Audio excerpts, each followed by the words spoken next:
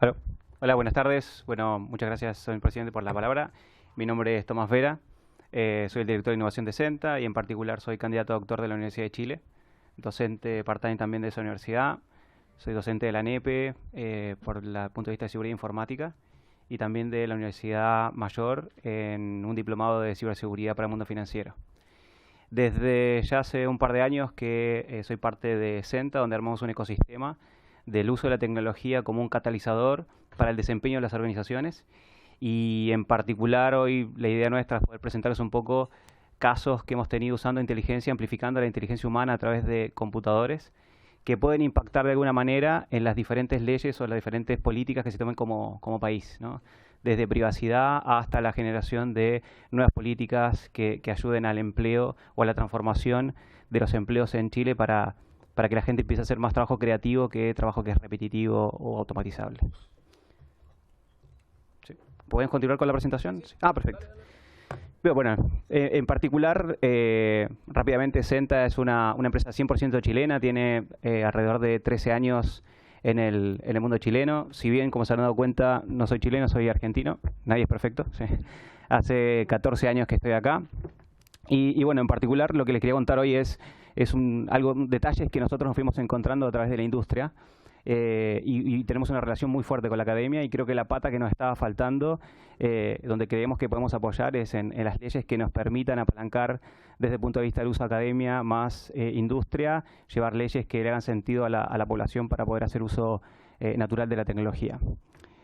Bueno, como ven ahí, Jesse Owens a través de la práctica fue quien pudo diseñar el arrancador para hacer sus carreras mucho más fuertes y pensamos que posiblemente con los tips que le demos hoy son cosas que podrían apalancar y acelerar ciertos procesos de innovación para el uso de la amplificación de la tecnología. Hoy en Chile ha habido muchas innovaciones, tanto desde el punto de vista académico como desde el punto de vista industrial. La tecnología que muchas veces antes se demoraba 3 años en llegar a Chile, hoy llegó muy rápidamente.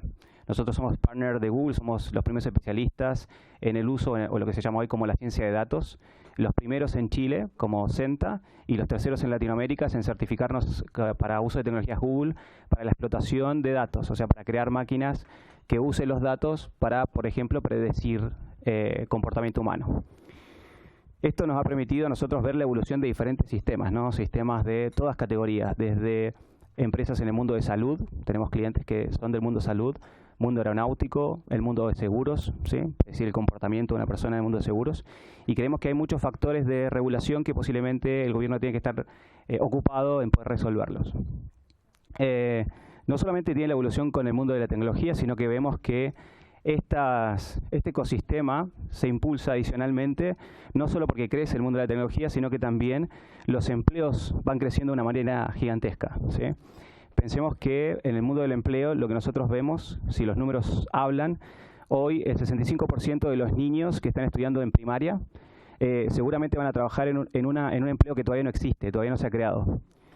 Algo también fascinante es que el 88% de las empresas que son parte de la lista Fortune ya desaparecieron y el top 20 es de empresas de tecnología. O sea, efectivamente la tecnología es un factor predominante. Y hoy pasamos casi 6 horas adelante del celular, o sea, adelante de tecnología que nos conoce mucho más que a lo mejor nuestro mejor amigo, ¿sí? Eso es bastante gravitante. Y el desafío de esto es no solo que crezcan o que se aumenten la cantidad de nuevos oficios todos los días, sino que lo complicado es cómo vamos a hacer para entrenar a una persona en una habilidad o en un oficio que la velocidad con la que nace, crece, es tan rápida que no lo logro meter a una universidad durante 5 años para que aprenda su profesión. Es mucho más corta, mucho más rápido. Entonces también los mecanismos de educación están cambiando. Nosotros como CENTA construimos una academia para poder apoyar esto en la industria. Somos la primera empresa en Chile que tiene un curso de inteligencia artificial abierto para todo el público, gratuito y en español, y está totalmente disponible para cada ciudadano de Chile y Latinoamérica. Ahora, ¿cómo nosotros vemos en casos reales estos datos, esta masificación de uso de datos que está impactando en la industria chilena, ¿sí? Y bueno, desde Chile obviamente a la región. Cuando alguien habla de inteligencia artificial, muchas veces podemos encontrar muchas formas de describirlo. La primera es bastante difícil y está ligada a la matemática, ¿no? Todo el mundo habla hablar de inteligencia artificial es hablar de un montón de matemáticas. y para otro conjunto de gente es casi brujería, ¿no es cierto? Es una cosa rara de máquinas que son capaces de predecir el comportamiento humano o de poder llegar efectivamente a, no sé, a entender si una persona está de sentimientos mal, bien o más o menos, ¿no? Ahora, la inteligencia artificial como bolsa gigante viene hace muchísimo tiempo, ya de los años 50, de que se estaba intentando emular el comportamiento de una neurona humana. Y no es algo nuevo, lo que se ha ocurrido es que ha crecido tanto el poder de cómputo que todo lo que escribieron los matemáticos hace 50 años atrás hoy es real, hoy se puede hacer. O sea, la tecnología como un catalizador otra vez, como que el uso del cómputo que está disponible permite hacer algo que en papel nos demoramos 2 años, lo podemos hacer ahora en nanosegundos. Y es por eso que este mundo de inteligencia artificial se ha basado en bloques más pequeños de machine learning, que es hacer que las máquinas aprendan, no solamente el mundo de la inteligencia artificial, sino que las máquinas aprendan, y algo más específico, mucho más complejo, que es el aprendizaje profundo, ¿sí? Tenemos una inteligencia artificial, luego las máquinas aprenden y luego pueden hacer aprendizajes profundos, o sea, entender algo con mucha profundidad. En particular, cuando empezamos a hablar de esto, queremos clasificarlo en 2 cosas muy simples, ¿no? Nosotros en esta sala lo que quisimos traer es las experiencias reales de conocimiento profundo que se están implementando en Chile con datos de los chilenos y en empresas chilenas, ¿sí? Y cuando hablamos de eso tenemos 2 formas de aprendizaje profundo, uno que es supervisado y otro que es no supervisado. Para que quede como más o menos sobre la mesa, un aprendizaje supervisado es que supongamos nosotros somos una empresa como Transbank y tenemos todas las transacciones donde hubiera un fraude. Hablo de Transbank porque efectivamente donde hay dinero el uno pone el ojo, ¿no? Entonces, si tenemos todas las transacciones donde hubo fraude y sé que esa transacción es un fraude, se lo puedo pasar a una máquina y a través de todos los ejemplos donde hubo un fraude, la máquina puede aprender la próxima transacción que venga a saber si es o no un fraude. Eso es aprendizaje supervisado porque le mostré todos los casos donde había un fraude. Y no supervisado sería que yo le pasara todas las transacciones sin decirle si fue un fraude o no y que la máquina solita tratara de aprender dónde hay un fraude, ¿sí? El aprendizaje supervisado y no supervisado hoy se está usando en Chile. El no supervisado se usa para descubrir y para poder entender datos. No sé, le paso la base de datos de Enfermedades Chile y que trata de entender si hay clúster, agrupaciones. Y la supervisada se la paso para entender si este seguro de salud que me está intentando pasar es un fraude o no, ¿sí? Más o menos por ese lado. También se está usando el aprendizaje profundo para poder analizar texto, hacer tareas que el humano hace de manera repetitiva. Y tiene la capacidad, por ejemplo, de entender este texto porque el sarcasmo para las máquinas hace unos años atrás era indetectable. Hoy tenemos tecnología que es capaz de entender que esta película realmente es mala, ¿no es cierto? No es buena. Si uno lo empieza a leer, posiblemente la máquina, porque encuentra la palabra excelente, podría decir que es una muy buena película, pero el sarcasmo era un problema para los computadores y hoy el aprendizaje profundo puede hacer eso. ¿Qué estamos haciendo hoy en esto? Es tratando de personalizar, porque piense que esta tecnología se desarrolla no solamente en Chile, sino que alrededor de todo el planeta, pero la gran complejidad es que se adapte al lenguaje chileno, ¿sí? Ya sabemos acrónimos, a palabras específicas, al lenguaje natural de Chile, y estamos ayudando a compañías a que puedan tomar, por ejemplo, encuestas de personas que van a malls, por ejemplo, o a diferentes lugares, o a una clínica, y entender claramente cuál es el sentimiento de esa persona, y adicionalmente poder darle herramientas a esa institución para que pueda responder una queja. Ahora, esto me encanta poder transmitirles a ustedes la visión, ¿no es cierto? Yo no sé nada de biología, simplemente soy una persona que es fanática de la informática, pero cuando hablamos de inteligencia artificial es que alguien con una computadora intenta emular esta neurona, ¿sí? Esto yo creo que lo recuerdo un poco del colegio, está la neurona grande con una colita donde se conecta con otras neuronas, y en el mundo informático es exactamente igual, ¿sí? ¿Por qué traigo esto a colación? Porque quisiera simplificarles a ustedes muy rápidamente qué es lo que hablamos cuando hablamos de inteligencia artificial. O sea, para que ustedes vean que es simplemente con saber sumar y restar, ustedes podrían construir una red neuronal. O sea, no es complejo. O sea, es algo muy simple de construir, algo muy fácil de transmitirle a las personas que trabajan en este tema. La diferencia está en el poder de cómputo que podemos usar para poder obtener estos resultados. Esto es un perceptrón, es que simula ser una neurona, donde están las entradas, que se ven como esas flechitas que dicen entradas. Luego están los pesos. Sí, esos pesos en particular son los que la máquina descubre sola, al igual que el bias, que es como un desambiguador. Imagínense el fine tune del programa de karaoke que usen. ¿Sí? Y al final hay una función de activación, que esa es la función de activación que calcula un número al azar, dependiendo de la entrada, y se lo entrega a una salida. Una neurona sola no puede hacer mucho, ¿sí? Ahí, fíjense que hay un cálculo muy simple, solo con multiplicar y sumar es todo lo que hace. No hace más nada una neurona, ¿sí? Es muy simple. Y lo que hacemos nosotros es dar un peso a esa entrada. Supongamos que hay dos entradas, ¿no? El color rojo y el color azul. Lo suma, lo multiplica, lo mete dentro de la función de activación y sale. Ahora, perdonen. Las funciones de activación son muy simples, son funciones que es posible derivarlas de una manera muy rápida. Y ahí ha estado la magia de esto. Si se acuerdan de derivadas del colegio, yo nunca pensé que iba a volver a usar esto, ¿no? Como la regla de 3 simple, no sé, y las derivadas entran acá en juego. La máquina, olvídense, esto lo hace solo automáticamente, pero estas funciones lo que buscan es ser derivadas para poder encontrar el error cero, porque lo que está tratando de hacer la máquina es adivinar todo el tiempo. Entonces corre la fórmula, cuando hay un error, la deriva para encontrar el error cero, y así es como prueba una y otra vez. Y con la velocidad que prueba, es con la capacidad que puede encontrar efectivamente o poder decidir si algo está bien o no. Ahora, con una neurona sola no hacemos nada, ¿no? Como Messi, ¿no? Messi en la selección argentina solito no puede ser mucho, y por eso necesitamos un conjunto, un volumen grande de neuronas en conjunto que puedan trabajar, y eso es lo que se llama como una red neuronal, ¿no es cierto? Es por eso que con una neurona nada, con un conjunto de neuronas con diferentes funciones de activación, ocurre un poco la magia, ¿sí? Ahora, algo simple, ¿no? Yo creo que conocen un poco la regla que decían las abuelitas de polos opuestos. ¿Qué ocurría con los polos opuestos? Se atraen, ¿no es cierto? Y los polos que son iguales se contraen. Construir una red neuronal que tenga la capacidad de poder predecir esto entre personas es extremadamente sencillo.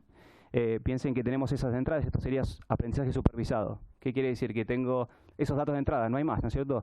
Dos personas que tienen los gustos n, o sea, son iguales en negativo y en positivo, directamente se repelen. Ahora, pero si son distintos, se atraen, ¿sí? Y podríamos cambiar el norte-sur por ceros y 1, y la red neuronal quedaría de esta manera. Lo hago muy rápido. Ceros, la entrada del n negativo, ¿no es cierto? Es un 0. Si fuera una s, ponemos un 1. 0 por 1 en todos los lugares donde iría el 0. 0 por 1, 0. Abajo 0 por 1, 0, ¿sí? Y así sucesivamente hasta poner todas las multiplicaciones. Luego, ReLU es una función que todo lo que sea negativo es 0. Y todo lo que sea positivo devuelve el mismo número. O sea, si tengo el número 2, es 2. Si tengo el número menos 1, es 0. Entonces, sumé las dos entradas negativas que son 0, más un reloj de 0 me da 0. Voy a hacer exactamente lo mismo abajo. Fíjense que simplemente es sumar y restar. Y otra vez obtengo el 0. Luego tengo dos pesos definidos en la siguiente función de activación.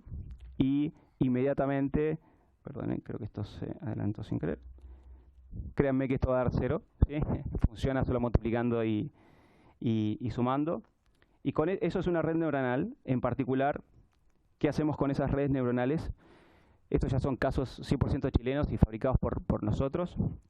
No solo logramos detectar sentimiento, sino que las particularidades del lenguaje, pensemos que solo cruzando la cordillera, ciertas palabras, ¿no es cierto?, tienen una definición completamente diferente, ¿sí? Y nosotros lo que hicimos para una compañía fue tratar de entender qué decían sus clientes respecto a su infraestructura. Por ejemplo, los baños están sucios o el estacionamiento es poco amplio. No hay ningún problema en poder detectar el sentimiento. La persona está enojada, está neutral, está contenta o está triste, ¿no? El problema está en que yo pueda, sin la intervención humana, amplificando la inteligencia humana, tomar ese texto y decirle a la gente del estacionamiento, arréglelo, la gente de los baños, si fue una felicitación, felicitarlo, ¿sí? Pero sin intervención humana, porque si no tengo que por cada una encuesta tener que hacer que alguien lea esto, ¿sí? El problema está en entender el español primero y después poder entender el chilenismo, ¿cierto? El lenguaje chileno, por las abreviaciones o por ciertas palabras que se utilizan. Esta tecnología que utilizamos, que es como le conté antes, somos especialistas en Google, pero Google lamentablemente no tiene soporte al español chileno. Teníamos dos opciones, colgarnos o tratar de producirlo en Chile. Y eso es lo que hicimos. Generamos tecnología chilena que fue capaz de, esto se llama vectorizar una palabra, un arreglo, ¿no? Hoy es un día soleado, lo llevamos a un vector, a una lista de palabras, le pusimos peso. Eso nos permitió tener orden de distancia. Y adicionalmente, otra vez las abuelitas vinieron a nosotros a salvarnos. Y las abuelas siempre decían, ¿no? Dime con quién andas y te diré quién eres, ¿no es cierto? Entonces, lo que hicimos fue analizar mucho texto chileno. Entonces, con eso lo que podemos hacer es, por ejemplo, en el caso de yo como una manzana todos los días, yo como una naranja todos los días, va a ser muy difícil que yo diga yo como un auto todos los días, ¿no es cierto? Porque auto no se relaciona con la palabra comer, nunca estuvo cerca de la palabra comer. Entonces con eso pudimos entender el significado de las palabras sin intervención humana y llevándolo muy cerca de lo que ocurría con el texto chileno, y logramos predecir con muy alta exactitud cómo en el mundo chileno se habla hoy y cómo se puede catalogar, y para este mall, para esta cadena de malls, le podemos clasificar encuestas a usuarios de texto libre y decirle, mira, las personas están hablando bien de tus baños, te faltan tiendas, no tenés la capacidad, la seguridad está mala, y sin que ningún humano tenga que leer ese texto, y esos humanos que estaban clasificando ante encuestas ahora amplificaron su inteligencia y pueden responder otro tipo de preguntas, de apoyar en el negocio de otra manera, ¿no? Usando su creatividad para solucionar estos problemas. Adicionalmente al texto, después, una vez que uno hace esto, le puede hacer preguntas, ¿sí? Entonces, por ejemplo, al texto sin intervención humana uno le podría preguntar, en este caso, rey, mujer, restándole hombre, ¿qué es? Y aparece reina, ¿sí? Eso lo hace todo cálculo inmediatamente la máquina, o sea, nadie le enseñó que la reina es el rey restándole el hombre, ¿sí? Y no solo eso, sino que lo podemos hacer, por ejemplo, actor, mujer, restarle hombre, inmediatamente sale actriz, ¿sí? Ese tipo de cosas son las que podemos hacer con el texto hoy, y esto es con tecnología 100% desarrollada aquí en este país. ¿Para qué puede servir esto? Bueno, para hacer bots, o sea, los bots son herramientas, son mini robots automáticos que son capaces de contestar preguntas, ¿sí? Y bueno, ¿qué tiene que ver esto con el mundo de la política? Desarrollamos una plataforma y que extrajimos de Senado Virtual, supongo una plataforma que ustedes la conocen bien, y nos dimos cuenta que había una oportunidad muy grande de poder acercarle al ciudadano común las leyes que se están discutiendo ahí. Entonces tomamos, en Senado Virtual uno puede poner todos los comentarios, ¿no es cierto?, que tiene con respecto a ciertos artículos, leyes, etcétera.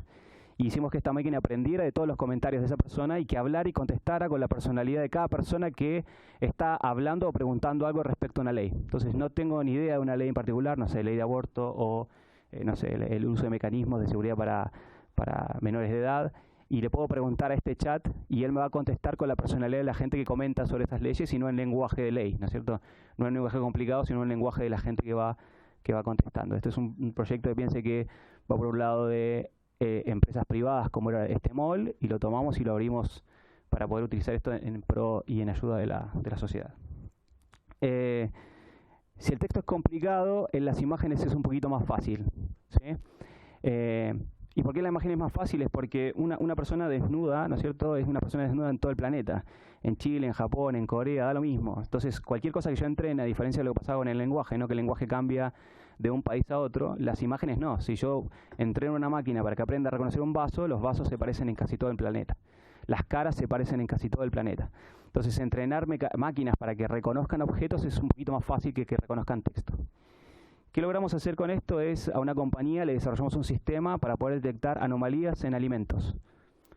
También es chilena, es una aerolínea en la cual nosotros revisamos todos los platos de catering para poder revisar si tenían quiebres de calidad. ¿Qué es un quiebre de calidad? Es que la comida está sobrecalentada, que está sobre un costado, que hay un pelo, que hay un artefacto raro arriba de la comida. Entonces esto antes lo hacían humanos que tomaban fotografías en diferentes dispositivos, y en particular con diferentes resoluciones. Nosotros desarrollamos un algoritmo que corta las fotos, las deja sobre la comida y permite predecir cómo se ve ese alimento, ¿no es cierto? Si tiene alguna variación, si efectivamente cumple o no con el estándar de la empresa, y poder darle un indicador a esta organización para entender si la comida cumple con la calidad que estaban buscando. ¿Qué hicimos también adicionalmente con este testing? Es poder hacer un aporte científico y poder enseñar y escribir papers respecto a si efectivamente estos algoritmos que no existían, poder publicarlos y poder agregar valor desde Chile hacia el planeta, ¿sí? También lo que le permitimos es que de alguna manera se bajara el costo de producción de esto, llevando un algoritmo de inteligencia artificial hacia el celular, donde los asistentes de vuelo tenían este algoritmo precargado en su teléfono, y por eso cuando tomaban las fotografías a los platos que estaban en vuelo, no era necesario tener que utilizar procesamiento de cómputo en los servidores, sino que se hace todo el procesamiento en su celular, usando el celular de la persona, la batería de la persona y el internet de la persona, ¿sí? Ahora, para que uno pueda tomar decisiones, no solamente es necesario tener estos algoritmos corriendo, sino que toda la información, la mayoría de la información entra por los ojos, ¿no? Y hay un Jon Snow que es conocido, ¿sí? por Game of Thrones. No voy a hablar de él, voy a hablar del verdadero Jon Snow, que fue el primer data science o el primer cientista de datos del planeta. Él se hizo muy famoso porque, bueno, los patrones se repiten. En London en 1866 hubo una pandemia muy grande que fue de cólera, y que mató a muchísima gente. Entonces este personaje lo que hizo fue empezar a recorrer la ciudad y empezar a anotar en cada cité cuánta gente se había muerto. Una vez que anotó todas las personas y las coordenadas, tomó un mapa y pintó sobre el mapa a todas las personas que se habían muerto y la cantidad en cada uno de esos sitios. Y luego puso sobre ese mapa todas las bombas de agua que había. Y se dio cuenta que había una bomba de agua en particular que estaba rodeada de muchas muertes. Y con eso pudo identificar y detectar que esa bomba estaba contaminada de cólera. Entonces sacó la manija de esa bomba, que esa es la bomba que está en honor a él, y la manija que está en un museo. Y eso podemos decir que es el primer cientista de datos que, usando datos y una visualización particular, pudo descubrir una bomba contaminada de cólera. Ahora, ¿para qué nos puede servir esto? Lo primero es que la presentación de los datos al humano nos permite leer de una manera muy rápida la información, procesarla y entenderla, y podemos descubrir patrones, ¿sí? ¿Qué experimento hicimos nosotros? Y bueno, que está relacionado con la gente que está ahí en la mesa. Creo que se acuerdan un poco lo que pasó en las elecciones de alcalde e intendente del 2016. No sé si lo recuerdan. Fue la primera elección que no podía haber aportes de empresas a partidos políticos, ¿sí? Entonces, claro, en ese momento fue la primera vez que el CERVEL abrió la base de datos de donaciones, ¿sí? Y todos pudimos saber si las personas que estaban donando de forma nominativa o de manera anónima los montos que estaban donando, ¿sí?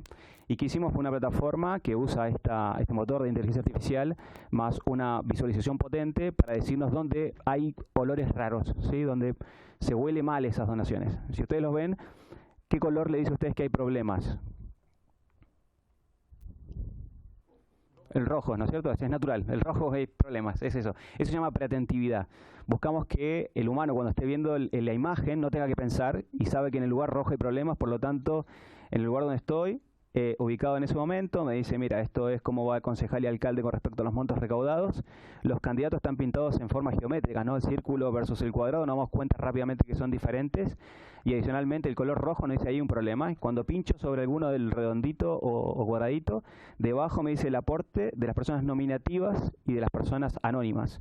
Y cuando una persona tiene algo anómalo, está de rojo. ¿Qué significa anómalo? ¿Se acuerdan que hablamos de algoritmos supervisado y no supervisado? Del supervisado le enseñamos a que vaya a buscar el root de esa persona en Google y lo busque en todos los documentos PDF que aparecían en alguna región, en algún contrato con algún municipio. Y si lo encontraba, lo unía y lo dejaba disponible para que lo veamos cuando hacemos clic sobre la persona. Adicionalmente, no supervisado, que buscara patrones en las donaciones. El 90%, el 99,9% de la gente dona números cerrados. 10.000 pesos, 5.000 pesos, 1.000.000 de pesos, 500.000 pesos. Muy poca gente, y eso es los patrones que encontramos, es el 500.000, 1, 2, 3. 123. Ese es como, soy anónimo, pero fui yo, ¿se entiende? Es como, hay una señal. Entonces, encontramos esos patrones y después relacionamos las donaciones con anuncios políticos, que es el grafiquito que se ve ahí abajo, que tiene como unos pics marcados. Es cada anuncio que hacía cada uno de los candidatos, cómo se veía el aporte que hacían las personas, ¿sí? Relacionado con las noticias de ese momento. Y esto es mezclar, obviamente, el uso de herramientas de inteligencia artificial, amplificando la inteligencia humana para analizar datos, con cómo le muestro a un humano para que use su creatividad para poder enlazar estos datos.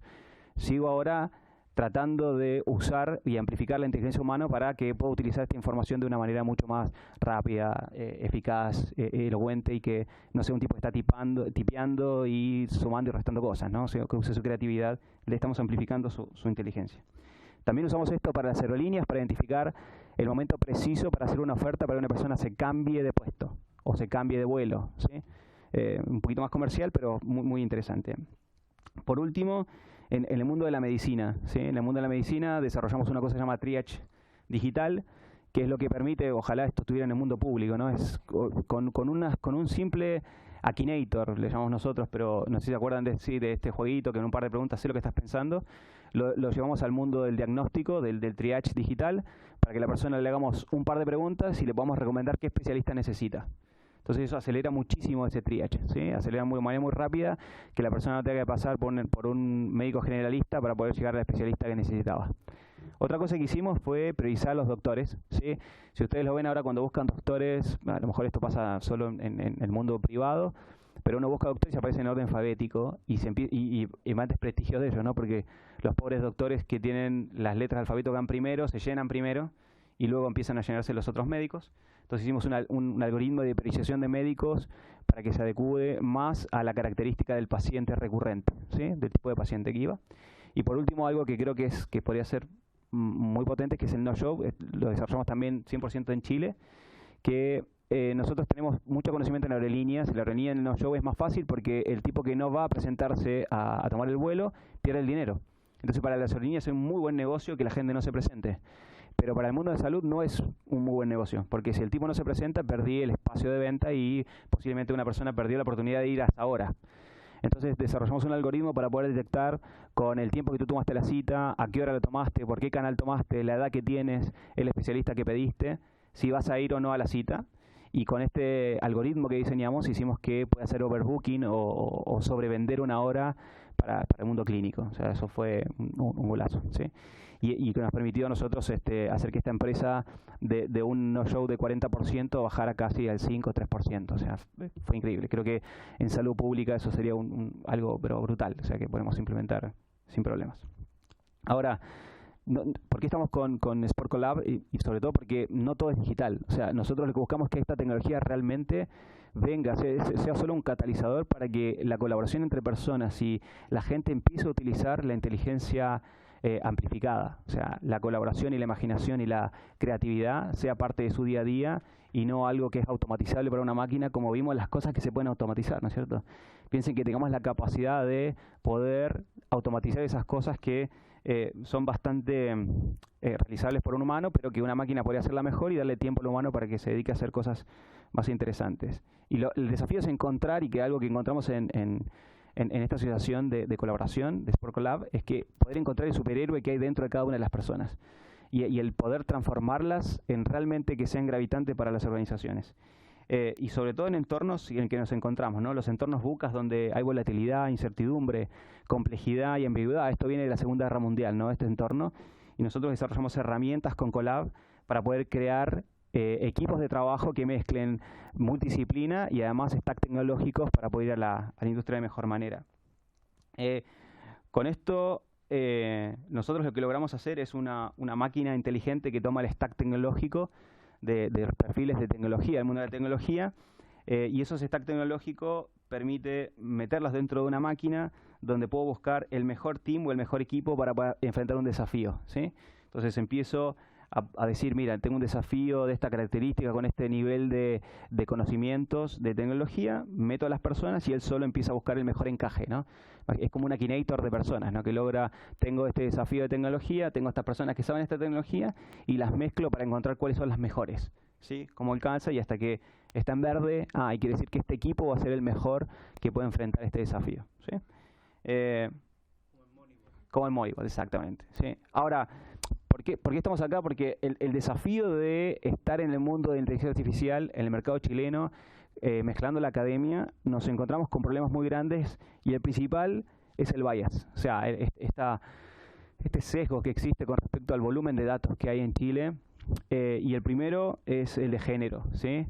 Nos encontramos de que hay una gran desbalanceo de género. Nosotros como compañía somos una empresa de tecnología y bueno, hoy cuando veníamos éramos 4, ¿no? Un balance de género, 2 hombres, 2 mujeres, y porque nuestra compañía peleamos contra escasez de mujeres en ciencia, pero nosotros tenemos el 30% de mujeres, somos 350 personas y no ha sido fácil y es un desafío muy grande. Y cuando hablamos de eso quiere decir que hay gente que está desarrollando estos algoritmos para el no-show, para lo que ustedes quieran, pero que son hombres. Entonces están con el sesgo y piensan como hombres, no piensan como mujeres.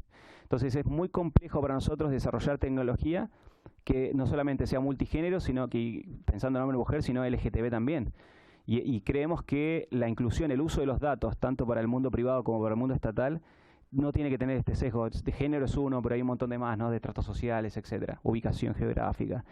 Lo vimos cuando empezamos a predecir si una persona va a ir o no va a ir a un lugar el volumen de datos que teníamos de, no sé, la zona oriente de la región metropolitana versus otras regiones o otros lugares, ¿no es cierto? Entonces eso ya inmediatamente tiene un sesgo sobre la decisión que va a tomar el algoritmo. Y esto es simplemente un no-show. Imagínense si esto tiene que decidir si atiendo o no a un paciente, ¿sí? Entonces creemos que eso hay que regularlo, hay que tener un control bastante estricto sobre eso y que creemos que de ahí podemos aportar un poco con la experiencia que hemos vivido. La otra es, como somos expertos en procesamiento de imágenes, y digo experto entre comillas, ¿no? O sea, tenemos capacidad de hacerlo, nos han pedido muchas veces esto de, reconozca facialmente qué persona está entrando a mi comercio, ¿sí? O a este lugar. Y nosotros nos negamos rotundamente, o sea, estamos totalmente fuera de cualquier tipo de desarrollo de algoritmo o producto que reconozca a las personas. O que intente identificar a las personas por su rostro o por algún factor biométrico. Y más que nada creo que eso también es algo donde podemos aportar de cómo regularlo, cómo hacer que esto las empresas privadas no tengan acceso a esta información y solamente el Estado tenga la capacidad de poder controlar, gestionar y administrar este tipo de información. Creo que eso es muy importante, tanto mezclar estas tres patas que hablaba antes, academia, industria y el mundo político, para poder tener una ley muy robusta que nos permita proteger a los ciudadanos de que porque yo estoy entrando a un comercio y hay una cámara y luego cuando entré me identifiqué, pueda unir esas dos cosas, ¿no es cierto? Hoy eso es factible y nosotros estamos en contra de hacer eso. No desarrollamos ese tipo de cosas, ese tipo de algoritmos o de cosas que vayan con esa idea, ¿no? Y lo último es poder generar esto a través de links. Nosotros tenemos un propósito, que nuestro propósito es llevar la maximización de la automatización a tal punto de que las personas solo se dediquen a hacer trabajo creativo, pero también con una mirada en todos los puntos sobre los objetivos del desarrollo sostenible, ¿no?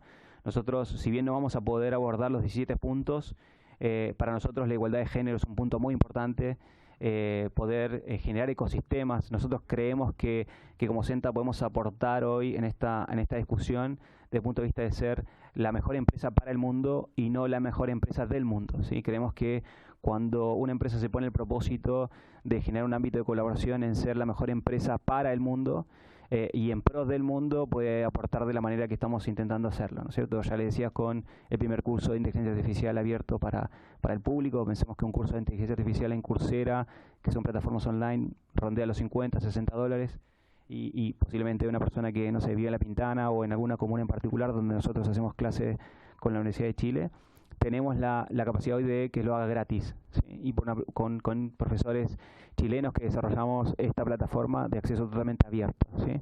Y en un lenguaje, como nosotros le llamamos al curso, inteligencia artificial para humanos, ¿sí?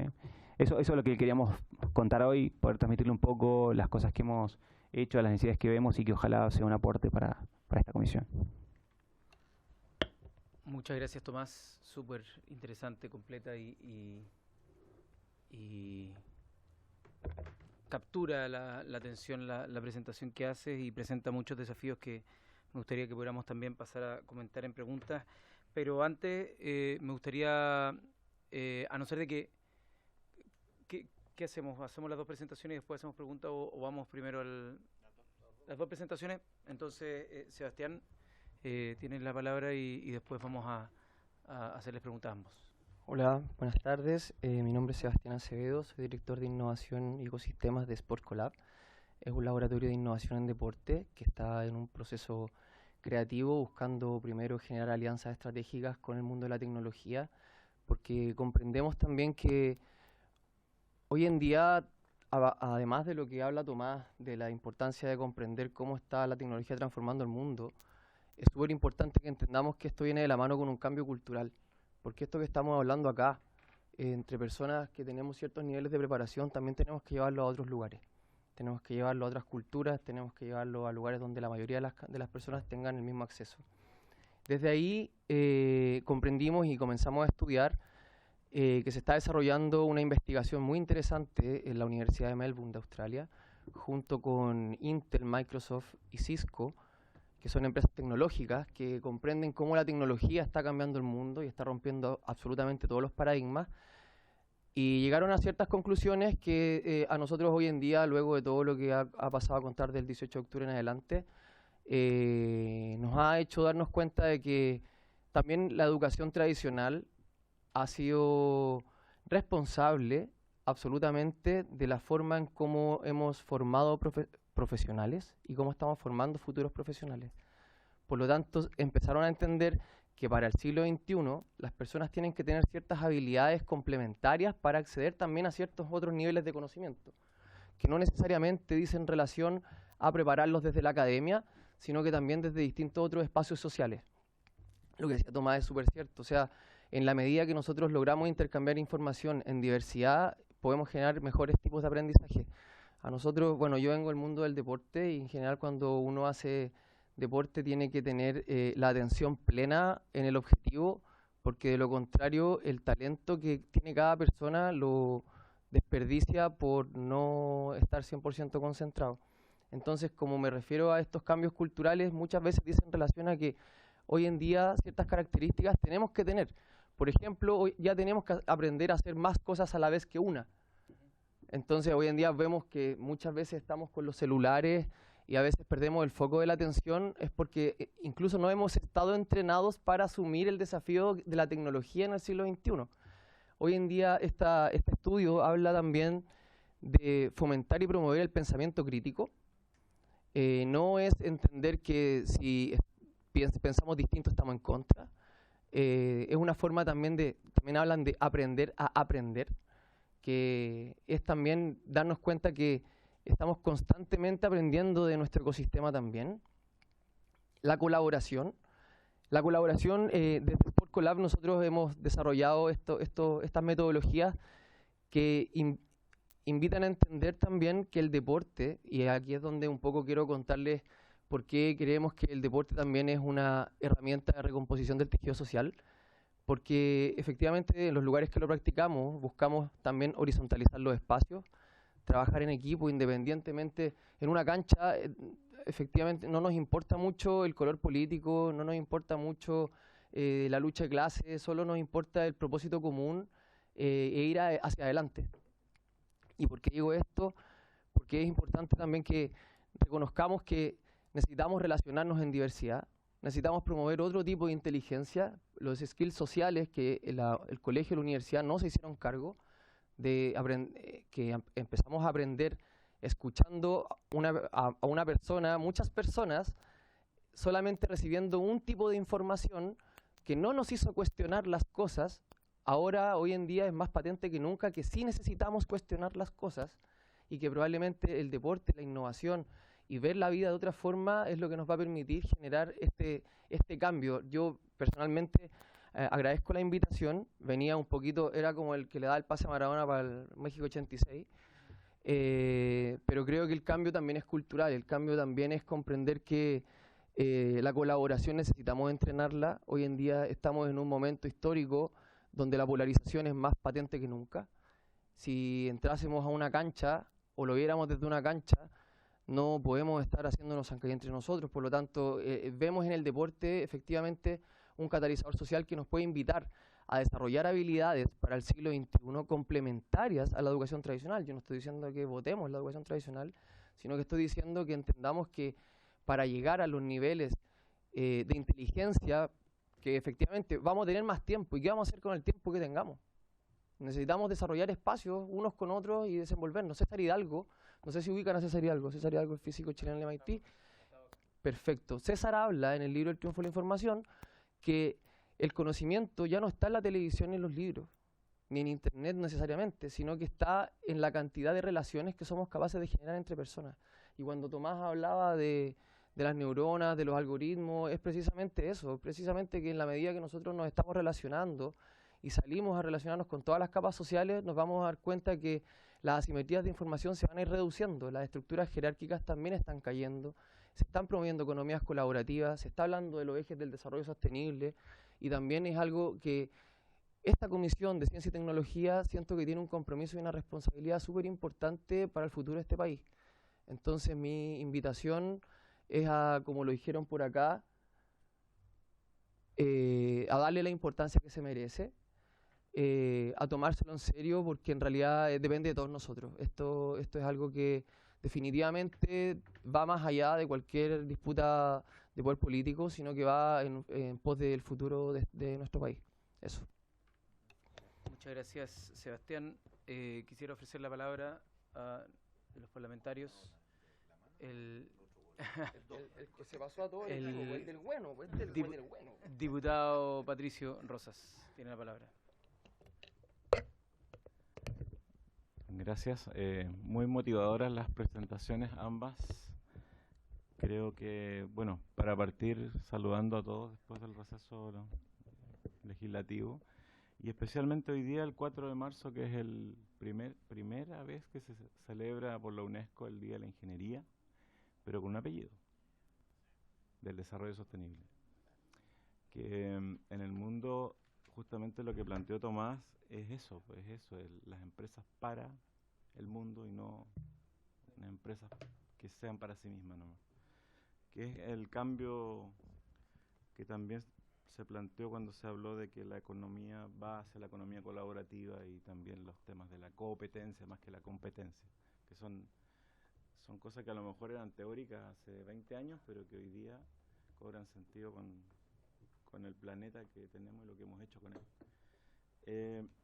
Bueno, junto con felicitar a los ingenieros que están acá en el Día de la Ingeniería para el Desarrollo Sostenible, quería preguntarle respecto, y bueno, como médico, especialmente me interesó el tema del no-show, porque la pérdida de citas en el sistema público, porque son 7 millones las consultas más o menos en el sistema público todos los años para especialistas, con una tasa que varía entre el 20 y el 25% a nivel país de pérdida, lo que significa que es más de 1,5 millones de consultas a veces que se pierden, que es 10 veces lo que puede hacer cualquier gobierno que quisiera aumentar la tasa de consulta. O sea, ya las tiene ahí, pero no las usa.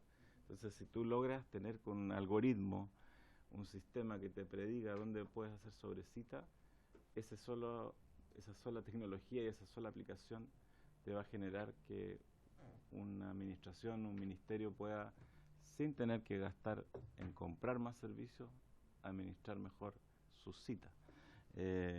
Y estamos hablando de cifras de 1,5 millones, así que si tú decías que se redujo un 15%, de un 15 a un 5, estamos hablando de muchos miles de consultas, que son muchos miles de pesos también, millones de pesos.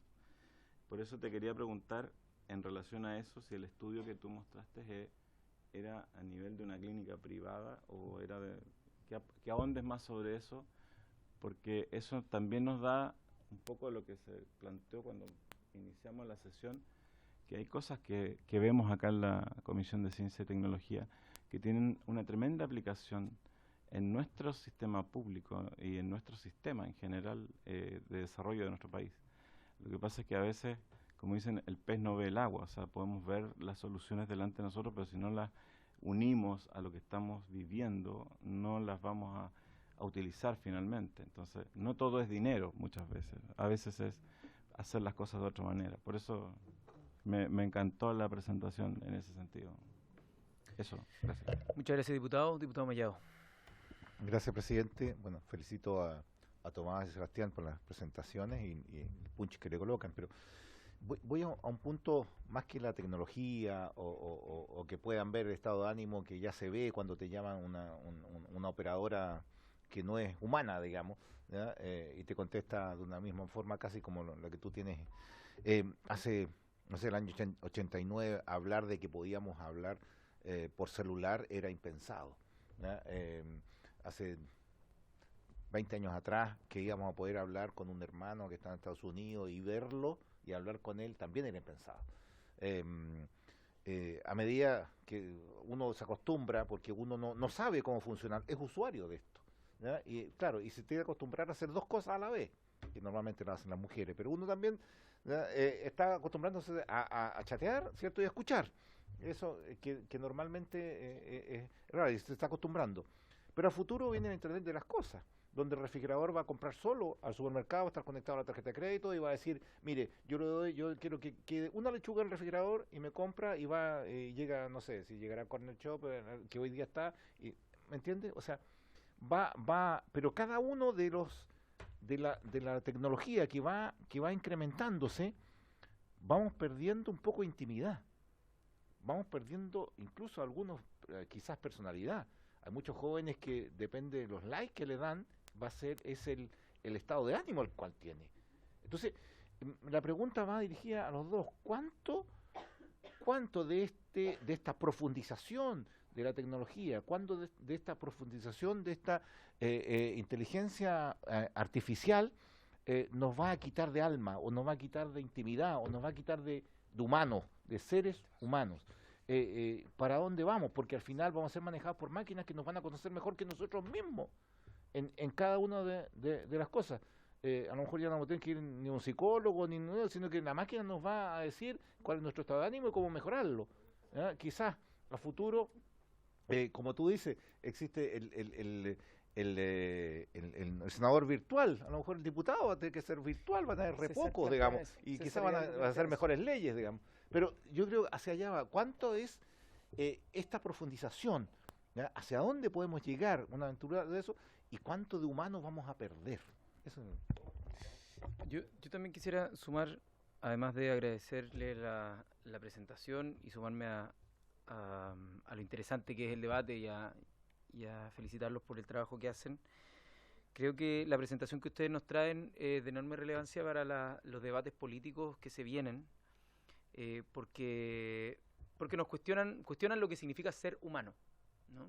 Primero cuestionamos la inteligencia, qué significa la inteligencia, se puede replicar esto en elementos que no sean basados en carbono o no, y uno dice, bueno, puede que sí, puede que no.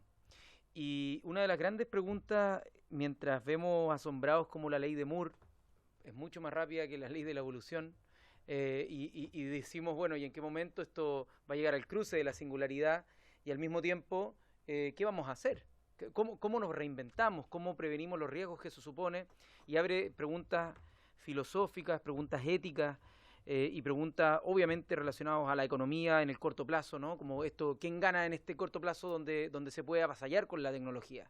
Y yo creo que ahí hay que ser muy cautos y comparto y felicito que desde la empresa tengan políticas respecto, por ejemplo, al reconocimiento facial.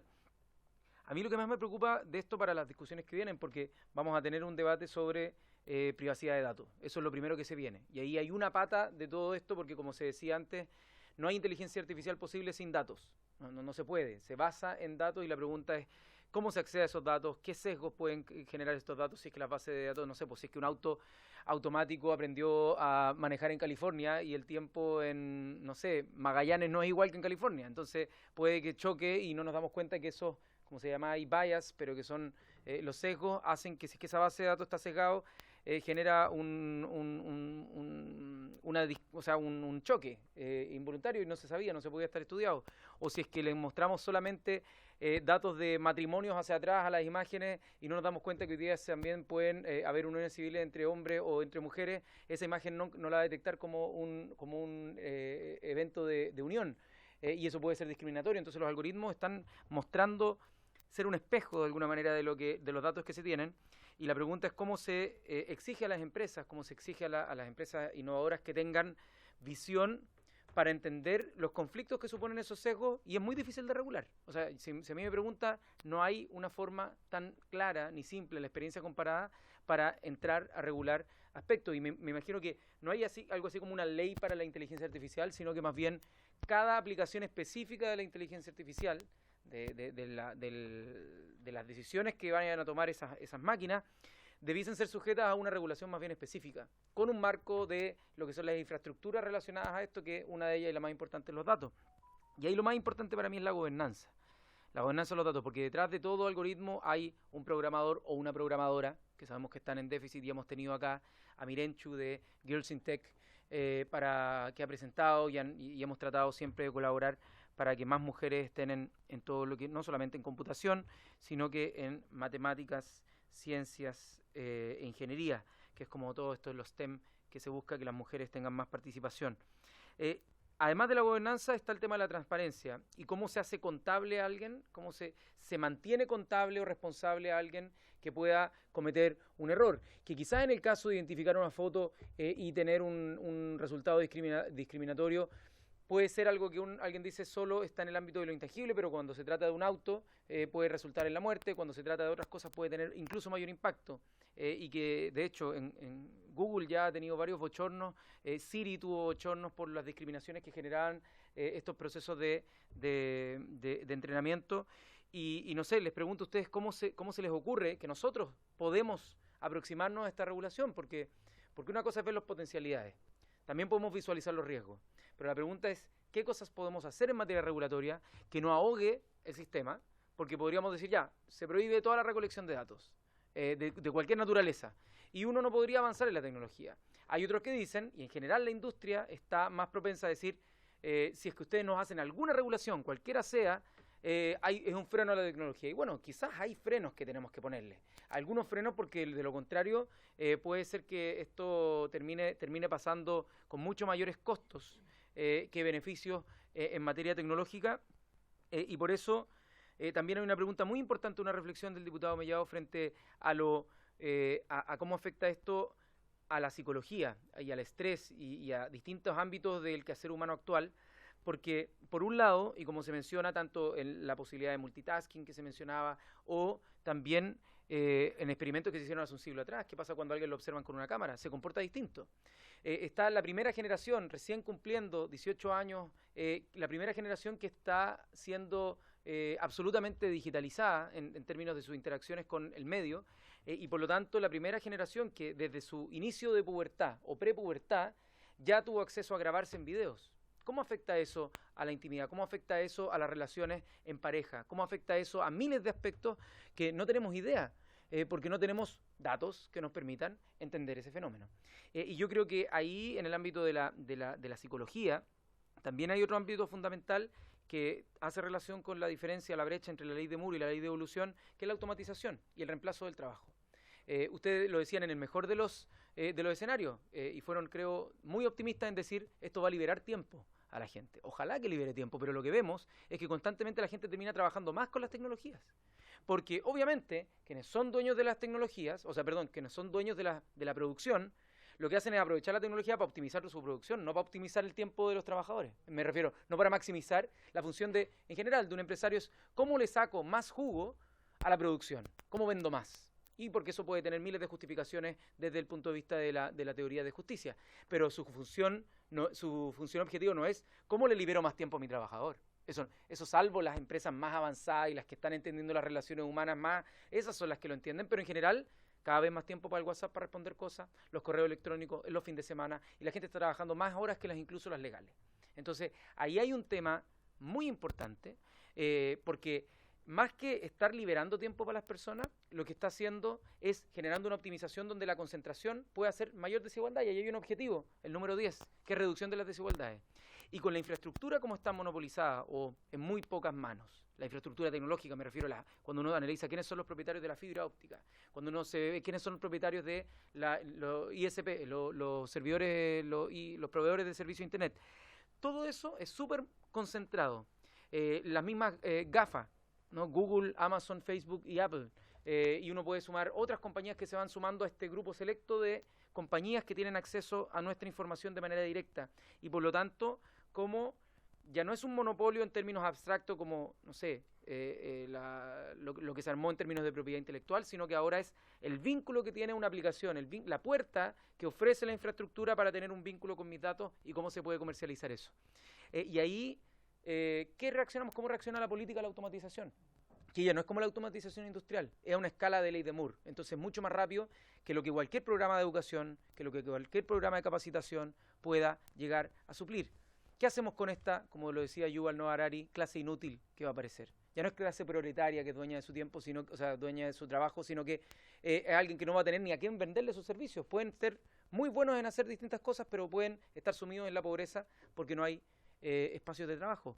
¿Cómo se evita esa distopía tecnológica que puede llegar a ocurrir en el corto plazo? Estamos hablando de menos de 10 años y que puede ser una amenaza incluso, aunque no nos demos cuenta, incluso anterior que la crisis climática que se supone que va a llegar en unos 30 o 40 años más, pero que en 12 años tenemos plazo para poder tratar de evitarla. Y algo que es sumamente importante respecto a la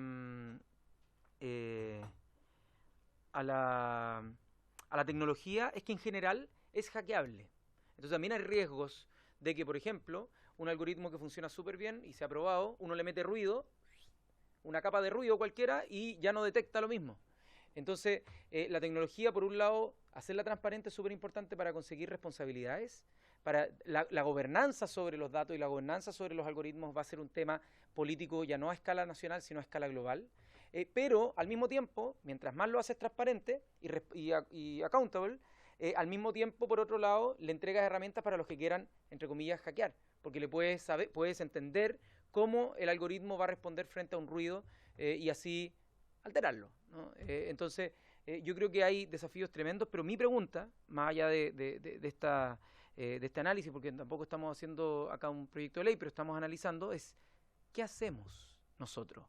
¿Qué sugieren ustedes como desarrolladores, como interactores también sociales y promotores sociales de esta interacción entre la tecnología, entre el deporte, el tejido social, para que la tecnología esté al servicio de la humanidad y de la conservación del el planeta?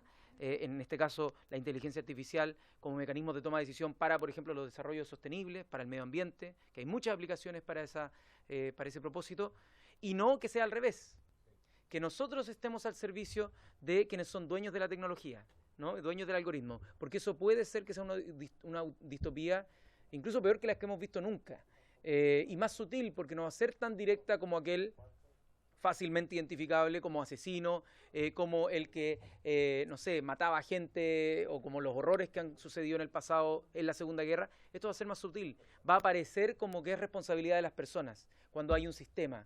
Y si llegamos tarde, después nosotros vamos a ser los responsables. Entonces, esa pregunta es para ustedes. Ya. Bueno, lo primero, cuando se habla de la laikización de nuestras relaciones, hay una serie en Netflix, hay una serie que se llama Black Mirror, en un capítulo donde la persona se va a comprar incluso una propiedad y según las relaciones sociales que esté teniendo, las interacciones le dan o no le dan el crédito. ¿Ya? Es un tema que ya se está tocando, o sea, en realidad lo están tocando desde la ficción, pero no estamos tan lejos de que eso pueda ocurrir. ¿Ya? Entonces, para responder a su pregunta, yo creo que lo primero es generar instancias, y aquí también me quiero hacer cargo de lo que voy a decir, generar instancias para que la persona no necesariamente pase en el teléfono. O sea, el cambio cultural dice relacionarnos en diversidad también. O sea, por lo mismo, si yo estoy siempre en el celular, me relaciono poco con personas. Es lo mismo que cuando nosotros le hacemos trampa al algoritmo de Spotify. Spotify siempre nos entrega la misma música, pero si nosotros le pasamos el celular a usted me va a alimentar el algoritmo con sus gustos también y sus preferencias. En la medida que nosotros también nos vayamos relacionando en diversidad y entendamos la importancia de las relaciones humanas, también vamos a entender que la tecnología la vamos a agarrar de mejor forma. Y con respecto a lo que tú decías, Giorgio, creo que la tecnología llegó, entró sin pedir permiso, no tocó la puerta. A mis padres, por ejemplo, tuvieron celular cuando tenían 30 años, 40 años. Mi sobrino ya tiene 1 año y ya maneja el celular perfectamente. Entonces, ¿qué aconteció y que generó también una brecha súper grande? Fue que en la medida que iba entrando la tecnología no nos fuimos haciendo cargo de la educación de la gente para el uso de la tecnología. Entonces creo que también ahí es súper importante que desde esta comisión se promueva que haya mucho dinero que se invierta no se gaste, que se invierta en la cultura de las personas hacia las tecnologías digitales. Esa es una de mis respuestas, porque también creo que esto, como tú bien dices, tiene que estar al servicio de las personas, por lo tanto las personas tienen que saber usar bien las plataformas, y esto dice relación más allá de la tecnología con la que yo construya un algoritmo o una app o lo que fuera. Tengo que enseñarle y también entregar un lenguaje adecuado a todas las personas. Estamos hablando, por ejemplo, de la ley Uber. ¿Cómo entra Uber? Porque no hablamos probablemente de las plataformas de viajes compartidos o de cómo salen los dineros de Uber hacia otros países. ¿Te fijas? Creo que de repente sería súper importante que entendamos que a una persona le hagamos más fácil la vida regulando con instancias que promuevan esto mismo. ¿Vos te fijas? O sea, entender que la tecnología tiene que ir asociada a un cambio cultural con educación. Para mí, por lo menos, considero que es muy importante desde el colegio, y ya las personas que no alcanzaron a educarse en el colegio, salir a abrir los colegios fuera de los horarios de clases para que personas como mis tías, mi mamá, mi papá, mis abuelos puedan tener la oportunidad de manejar el WhatsApp. Mi abuela tiene 80 años y tiene WhatsApp, tiene Instagram, tiene Facebook, le habla al celular con Google cuando quiere buscar alguna enfermedad y también tenemos que entender que nuestros abuelos están buscando enfermedades en Google o porque se están preocupando de su salud y en realidad tenemos que ser súper conscientes de los contenidos que hay en Internet también. Entonces creo que es algo que no es menor, es cultural y que tiene que ver mucho con la ciencia y con la tecnología, que es un avance más humanizable, es humanizar la tecnología también. No sé, el Tommy lo quiere complementar. Había una pequeña pregunta que quería adicionar después cuando Tomás, el diputado Toá. Gracias, presidente. Una duda bastante obvia. ¿Qué duda cabe que la tecnología va a ir con el tiempo reemplazando cada vez más capacidades, talentos humanos? Y yo hace algún tiempo hice un viaje en avión, no voy a decir la línea porque estaba prohibido viajar en la cabina, pero el piloto conocido me invitó, un viaje largo, y despegamos y me dijo, yo no voy a hacer nada más. Entonces, bueno, yo le dije, qué maravilla, qué maravilla. Me dijo, no tanto, porque estoy perdiendo mis talentos, mis capacidades, mi necesidad de estudiar, etcétera. En el campo que Patricio señalaba, y perdona que irrumpa en una disciplina ajena, gran parte de la medicina de hoy se basa en exámenes. A la persona se le dice, buenos días, ¿cómo se llama usted? ¿Qué problema tiene? Tengo este problema. Una lista de 8 exámenes y con esos exámenes se diagnostica y ya está dejando de existir el médico que tenía una mirada integral respecto no solo a las enfermedades, sino respecto a la persona. Bueno, se podrían citar en ejemplos similares de esto. Entonces, ¿cómo va a convivir esa tecnología que va a tender a dominar respecto, Giorgio decía, bueno, la gente va a ganar tiempo, eso está por verse, pero podría ser.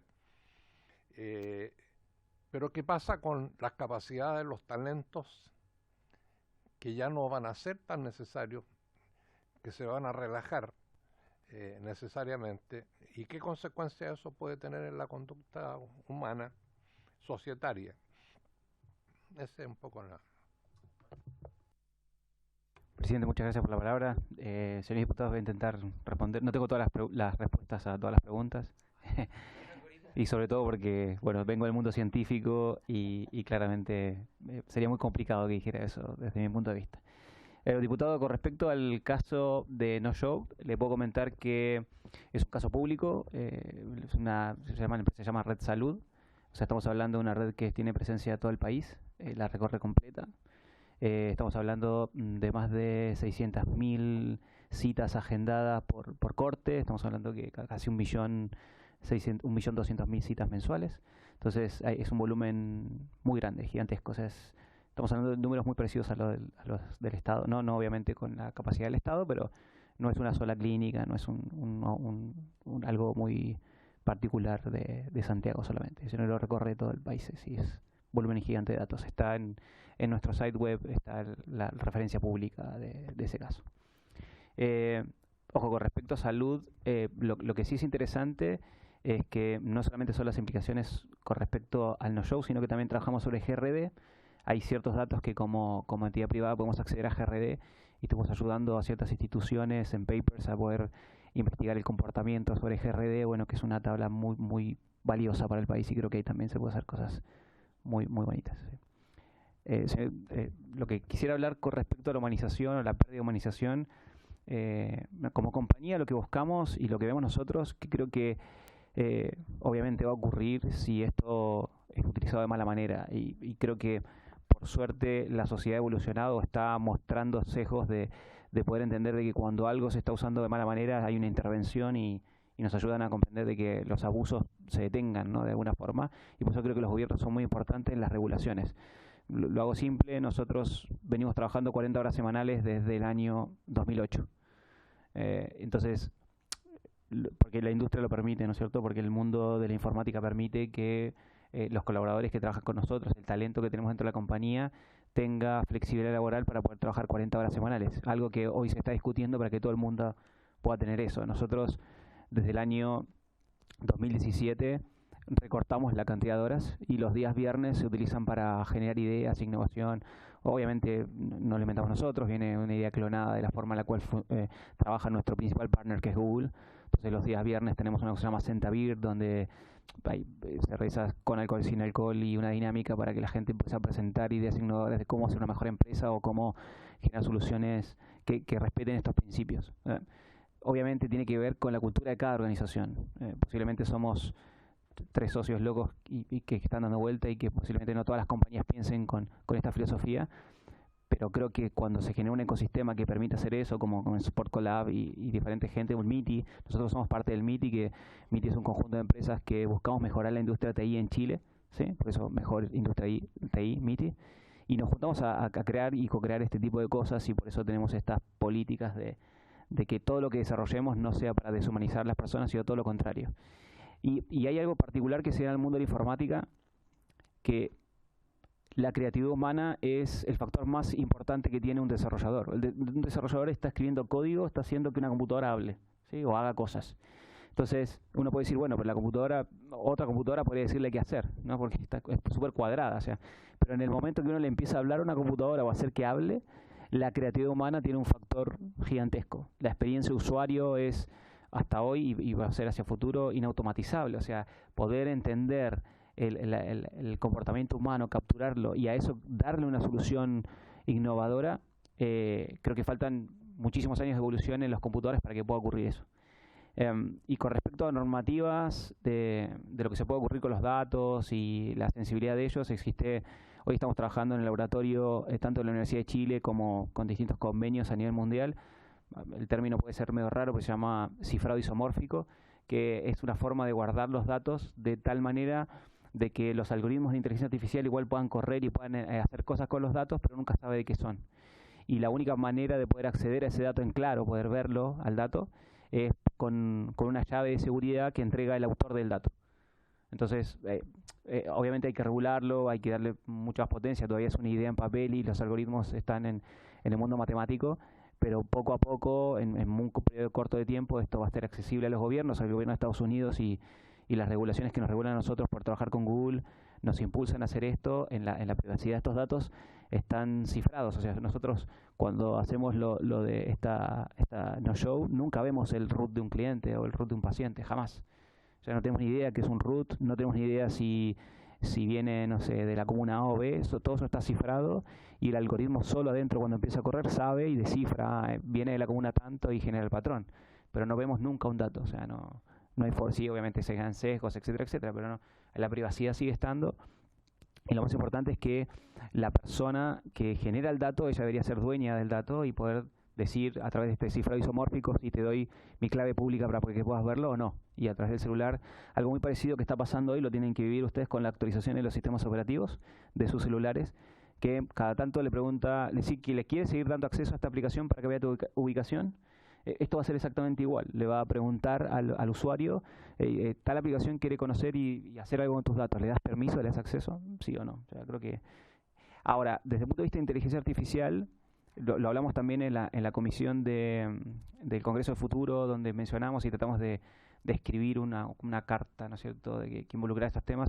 Vimos todas las legislaciones, tanto de China, Estados Unidos, de Inglaterra. Vimos las dificultades que ha tenido Inglaterra por no ser un generador de datos y de no regular estos datos, a diferencia de lo que pasa en China, donde el volumen de datos que se genera, y ellos tienen el control absoluto de toda la generación de datos, una política más abierta a lo que ocurre en Estados Unidos. Están todos los sabores.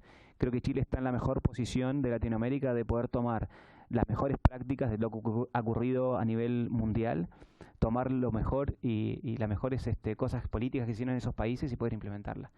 Porque creo que hay un montón de lugares donde Chile hoy pudiera ver qué ocurrió. Y si regulamos los datos, si ponemos restricciones, si lo dejamos abierto, como pasa en Estados Unidos, si nos nutrimos de los diferentes o las diferentes políticas que hacen en diferentes lugares, como lo está haciendo en Inglaterra o otros países, creo que ahí está la capacidad de Chile de poder tomar eso como lecciones aprendidas y tener la mejor regulación, al menos de Latinoamérica. ¿Sí? Nada, eso es a grandes rasgos. Y para cerrar un poco el tema de qué vamos a hacer con esta gente que queda en la cola, ¿no es cierto?, por no tener educación. Insisto, creo que posiblemente nosotros nos estamos poniendo esta mochila como empresa, y por eso hago hincapié con respecto al curso de inteligencia artificial para humanos, es porque nosotros ya entendimos y nos visita un montón de gente de que no es informática de profesión. Entonces viene a visitarnos gente que quiere retransformar su profesión, sobre todo por la demanda, la gran demanda de informáticos que hay, y nosotros tenemos un montón, no solamente el curso de inteligencia artificial para humanos, sino un montón de cursos transformadores para que la gente aprenda a desarrollar, que va a tener que ser una habilidad básica en cualquier persona, como leer matemáticas, y etcétera, a futuro, y que pueda incluirse y ser parte de este cambio tecnológico. Bueno, Muchas sí, gracias. algo de lo que, muchas gracias por la respuesta, algo de lo que, al menos desde esta comisión, pudimos hacer el año 2018, si no me equivoco, fue aprobar una modificación a la Ley General de Educación para que en los principios esté incorporado tanto en la educación básica como en la educación media el pensamiento computacional. Eso fue aprobado acá en la Cámara, en el Senado, me imagino que no. El Senado siempre se demora mucho, pero podría ser un buen impulso esta reunión para presionar al Senado que esto debe ser algo completamente transversal y que se pueda implementar lo antes posible para que los currículum que se están haciendo, que ya son pronto, de hecho hay algunos que ya se actualizaron recién, pero para los que vengan actualizándose tengan que incorporar esto porque, como ustedes bien dicen, no hay mucho tiempo que esperar. Así que les queremos dar las gracias. Creo que ha sido una sesión en la que se estimulan muchas cosas. Para quienes no saben, hace una semana y media o 2 semanas salió el white paper de lineamientos de la Comisión Europea sobre inteligencia artificial. Ya han salido otras directrices de la OECD. Si bien este white paper de la Comisión Europea es muy eurocéntrico, por lo tanto vela por cómo Europa le puede sacar más provecho a la inteligencia artificial, yo creo que también tenemos que hacer el mismo ejercicio acá, porque las condiciones estructurales son completamente distintas. El set de datos que controlan ellos es muy distinto al nuestro, qué decir de Estados Unidos, y por lo tanto, dada nuestra especificidad, nuestras restricciones, yo creo que tenemos que encontrar el ángulo de cuál es la mejor vía de desarrollo, no solo en Chile, que es una escala muy pequeña, sino que en esto sí que debiésemos hacer escala, como hacemos escala con Argentina, con al menos los países que tienen el mismo lenguaje, el español, pero quizás en términos regionales por toda la integración que hay. Esos debiesen ser los aspectos multilaterales que debiese estar conversando América Latina también, y creo que ahí hay una potencialidad de ya no ser insignificantes en términos de escala, sino que ser visibles que sea, no a la escala de China, Estados Unidos, Europa, pero sí al menos tener algún tipo de algo que decir, sobre todo en las discusiones más, que estas ya empiezan a ser más geopolíticas, porque mezclan obviamente los intereses de poder, pero de cómo se posiciona Latinoamérica o el sur frente a la disposición de infraestructura y también de aplicaciones y control de datos respecto al norte. No tenemos acceso, pero somos los que proveen de esos datos. Bueno, esa conversación creo que falta más agregada, porque si es que es por cada usuario que le piden una aplicación, todos van a decir que sí. Pero así como en su momento los sindicatos se juntaban para exigir mejores condiciones a quien trabaja, bueno, creo que los estados cumplen un rol fundamental en asociarse y tener una conversación con las compañías y decirle, bueno, no sigan haciéndonos esto, no sigan cambiándonos un dulce por un billete de $100, como que no podemos entregarlo así, sino que tenemos que tener mejores condiciones, y ahí creo que la función aglutinadora de los estados y de los congresos es un poco irreemplazable todavía, así que esperamos que podamos servir en esas conversaciones. Así que muchas gracias.